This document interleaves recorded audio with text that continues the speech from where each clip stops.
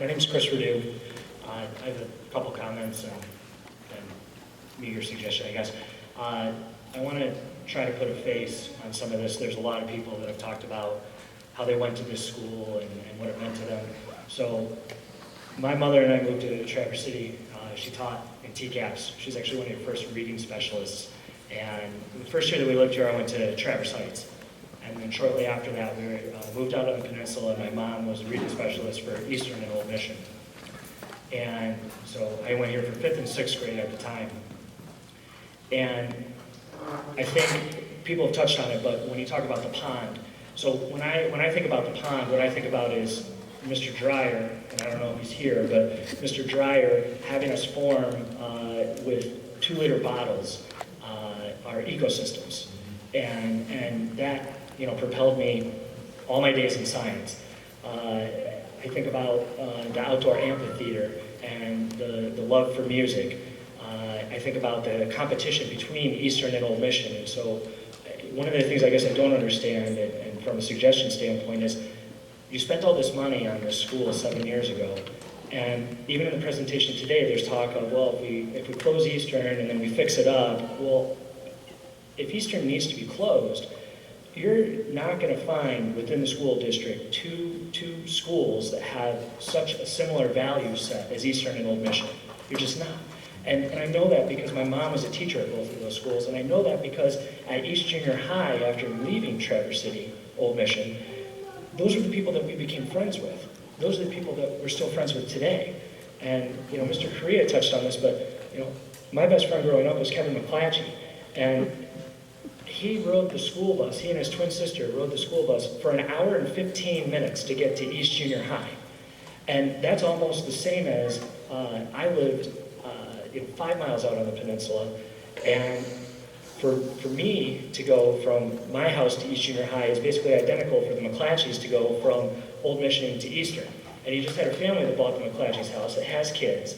Then now you're going to be talking about moving them from here to Eastern versus, asking them to cross the McKinley border. I mean, from a mathematical and a busing standpoint, I just don't understand why they wouldn't come up here. But I think when you look at community involvement, you have Pasta on the Peninsula and the fundraising efforts, the late night auctions, the carnivals at the end of the season. When you look at strengthening TCAPS, you're not going to strengthen it by weakening one of its strongest members. You're not going to do that. You're not going to get these people more engaged by ripping a school out of their community. If anything, you would want the values from this community to be propelled through other schools. And you have that opportunity by bringing more of those kids back here as opposed to taking our kids out of this school. So, be it numbers, be it just the fabric of the school system, I look at it as, I see bringing those kids from Eastern and bringing them here. And, to kind of bring it about full turn, if you look at cycles, you had the boomers, you had the echo boomers, you had the kids of the echo boomers. So I don't see her standing here anymore, but Katie Nyer was standing over there. She was 1 grade ahead of me. Nick Perez is right there. There's a few other, Jordan Volmanis are right over there. You have families. I just moved back out on the peninsula, 4 weeks ago. And one of the things I told my wife was, I want my kids to go to Old Mission because that's where I went to school, because that's the best school that they can go to in TCAPS. So the boom of the echo boom is finally getting to the point where we've worked hard to be able to come back out here to keep this community going. And then the talk of taking the school away came about, and that was just devastating to me. So here I am. I don't have any kids yet, but I'd really like them to be able to go here because...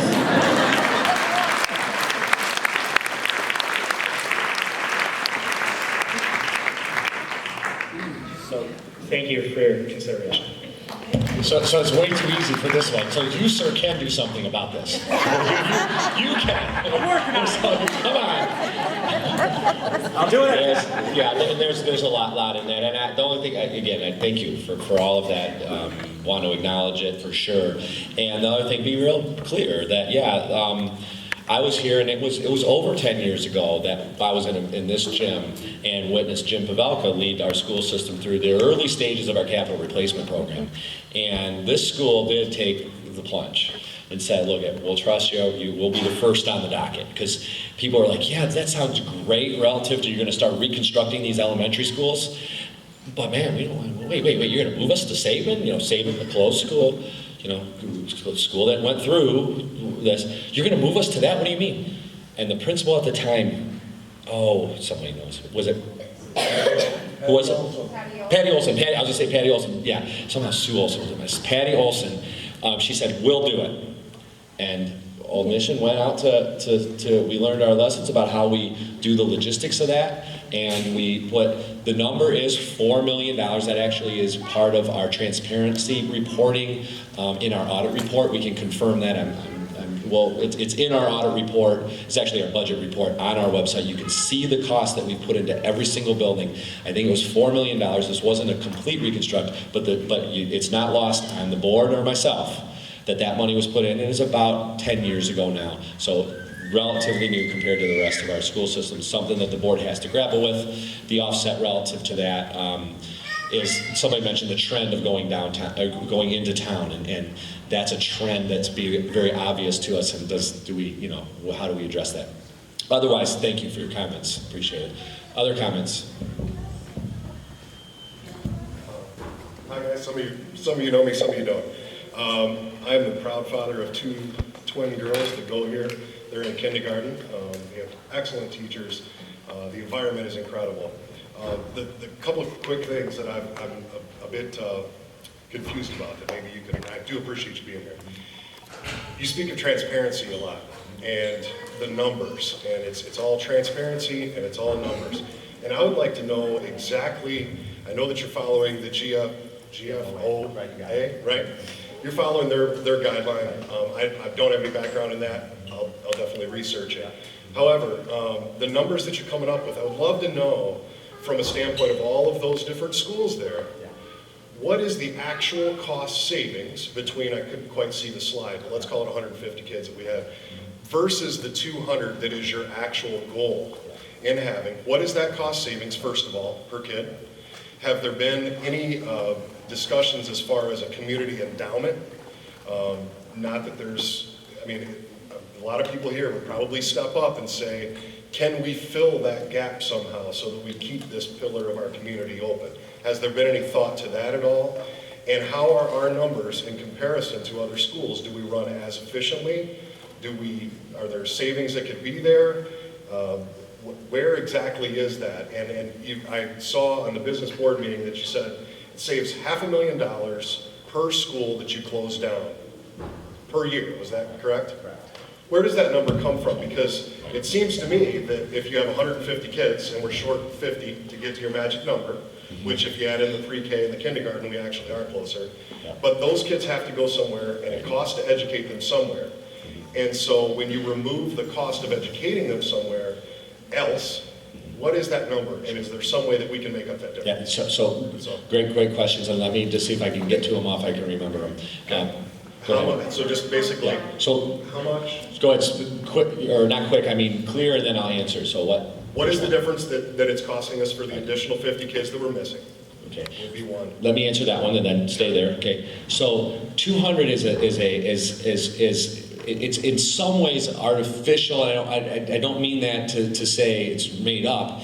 It's saying that at some level, there's opportunities to look for redirecting resources towards your educational programs, because schools that are small are inefficient in a relative sense. Now, here's the point. The education of the students can be considered the direct educational cost, the cost of the teacher, the cost of the supplies, which which we could use more dollars there, but is pretty much the same. The students, if they are transferred from one school to another, it's the same to educate the students. The cost difference is the overhead in the building. And so when you look at a per pupil overhead, okay, and you look at we'll just say a 300 student school to a 150, and if the overhead costs are the same, which they are similar, there are some differences, but they're similar. You look at the overhead cost per pupil, double at a 150 versus a 300. Now what constitutes, and I think I said between 400 and 500,000 would be the savings. Have to look at direct. We do things like, for instance, Bethsville is really, I think, a half-time, right? Half-time. So you look at what are the overhead costs, and it's really non-classroom costs that we're talking about. Before I say this, so I'm going to say something here, that our school system, when we closed 3 elementaries back in 2007, no one lost their jobs. We're big enough to absorb that. So when I'm going to say right now, I want to preface it by saying our board has already committed that through this process, its attrition is how we'll save, not through eliminating people. Okay, so I'm going to say that.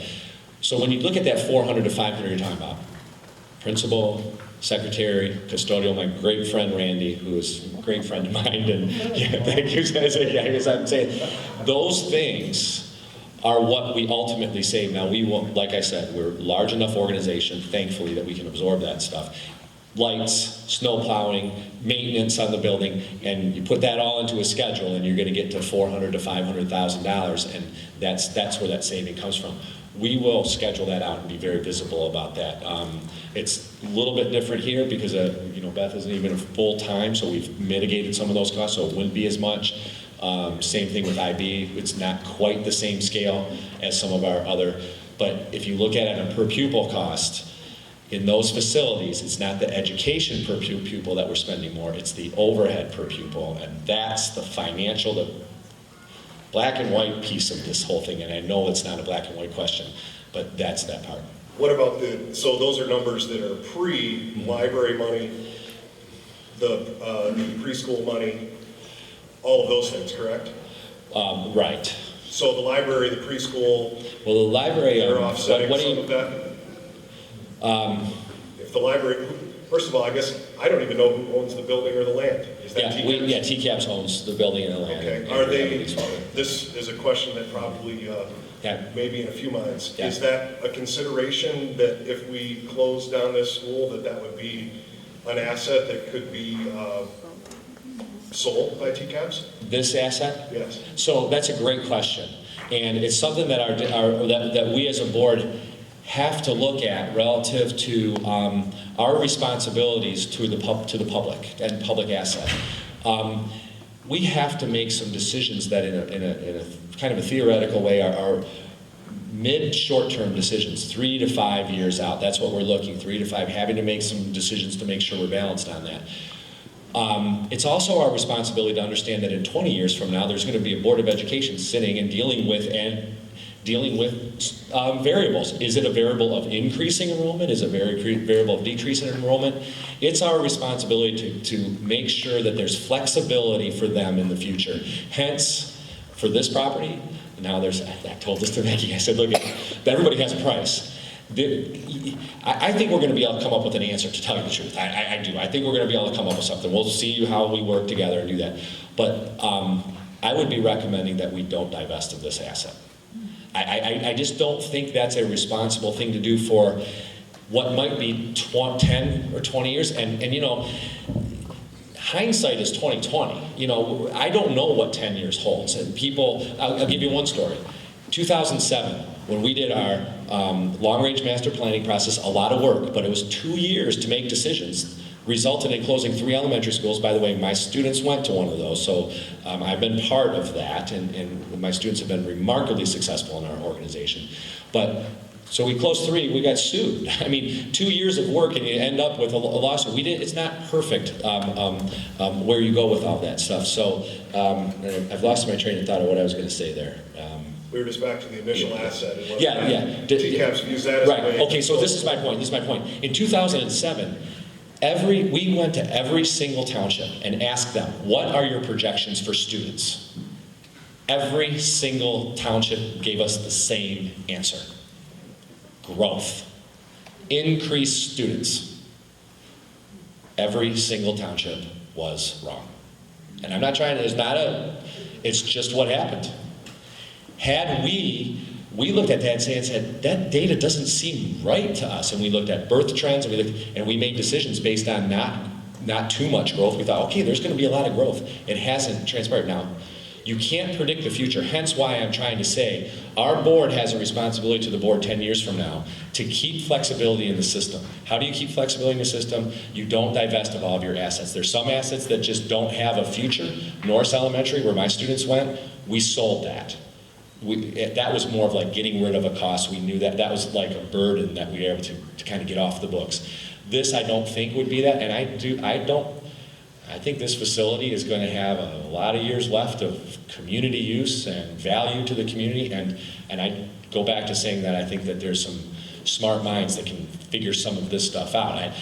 Not that we're all going to be totally happy with the answer, but I think there's an answer in there that people go, okay, you know, it's an evolution, and there's still opportunity for the future, and 10 years from now, they might say, hey, that was a stupid decision back 10 years ago. Well, if I knew what's going to happen 10 years from now, I go, you know, I always say, I joke about, I go play the lottery, right? And I don't know for sure. So.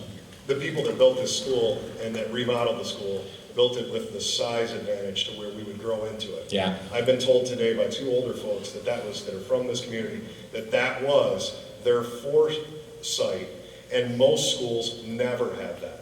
They do the exact opposite. Right. So we're actually at a point now where we have extra room, we have other programs, we have community involvement, yet we're losing to the TAG program. We're losing people out of that, and we're penalized for it. Right. And I would really strongly suggest that you consider that community endowment, and I don't know, can that be done? So we're looking into that. Specific school. Our CFO, who's sitting over there, is looking into that. Actually with our attorneys to analyze, because that question has come up. I don't even know if I want to go there to suggest that. That suggestion will never come from me. That would have to come from someone else. But we are looking at the legalities of that relative to how our school system could function. Okay. Yeah.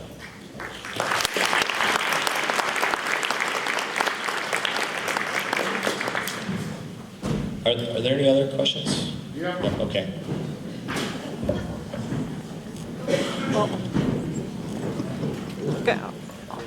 Josh Lunch, kindergarten, first grade, Mapleton School, Maple Grove School, third grade, McKinley, third grade, right across the hall. Both kids educated here. Kids have grandparents that put the bricks together for this place, cleared the land, raised the money to buy the facility. Great-grandparents that had their education on a thing called the Madeline, where sustainability was invented. Now, perhaps we need a separation. You know, perhaps it's time for you to go your way and this school to come back to its community. And if the school is going to open or close, perhaps that should be a decision of this community. If it's going to fail or succeed, that will be on the backs of this community. Perhaps we can raise you your 36 cents, and you can send that on its way. So we will make our contribution to the greater dilemma. The TCAPS trajectory that you've outlined for us is going into the grinder. And the question is, why would we want to have our kids associated with one